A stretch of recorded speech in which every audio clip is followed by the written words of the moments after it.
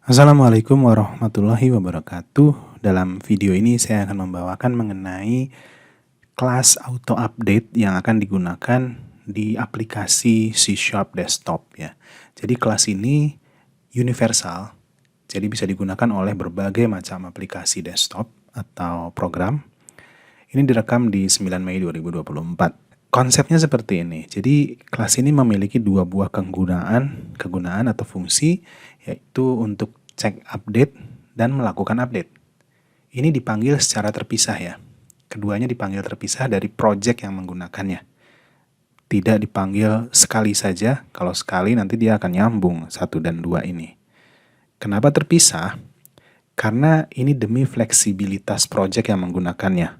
Jadi ketika dia melakukan cek update, kemudian ingin melakukan sesuatu dari hasil ceknya, itu fleksibel gitu. Tidak dipaksa oleh kelas ini. Terserah si project yang melakukannya. Contohnya misalnya untuk memberitahu kepada user, dia menggunakan form gitu, atau hanya menggunakan message box gitu, terserah bagi si programnya. Oke.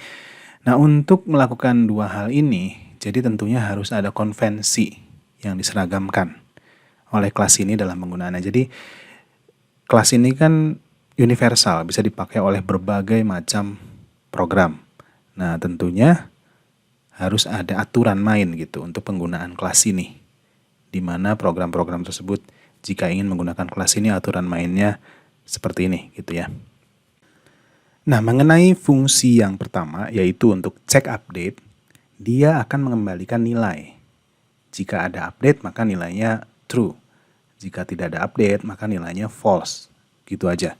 Nah, konvensinya untuk mencapai hal ini, itu yang pertama format versi untuk pembandingan newer vs older version dari si software itu harus ditentukan polanya ya, konvensinya.